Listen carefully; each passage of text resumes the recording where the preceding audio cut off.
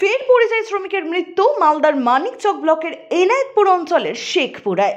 শুক্রবার সাত সকালে নিথর মৃতদেহ গ্রামে ফিরল। পরিবার সূত্রে জানা গিয়েছে, গুজরাটের সুরেন্দ্রনগরে পেটের দায়ে টাওয়ারের কাজ করতে গিয়েছিলেন। কাজ থেকে ঘরে ফেরার পথে গত মঙ্গলবার সন্ধ্যা নাগাদ রাস্তা পারাপার করতে গিয়ে পথ দুর্ঘটনায় মৃত্যু হয়েছে পরিযায়ী শ্রমিকের।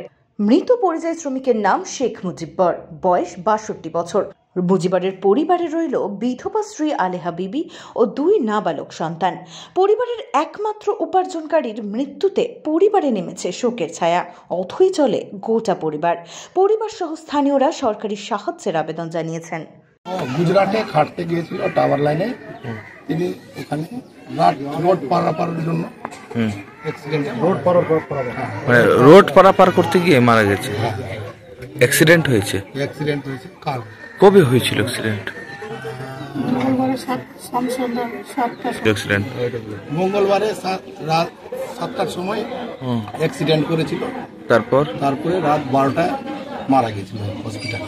আচ্ছা, আজকে মৃতদেহ এসছে? হ্যাঁ, আজকে রাত 3টার দিকে এসেছিল। বাড়ি কোথায় ওর? বাড়ি শেখপুরা মধ্যম পাড়ায়। আচ্ছা, উনি 3টায় এসেছিল আর 7:30টায় মাটি দেওয়ার আমরা আয়োজন করিয়েছি।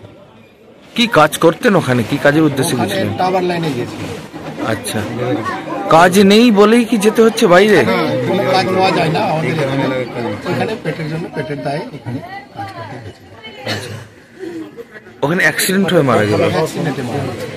তাহলে এখন পরিবার কিভাবে চলবে, কি মনে করছেন? ভাবছি সরকারি কোনো যদি সাহায্য পাওয়া যায় খুবই ভালো হবে।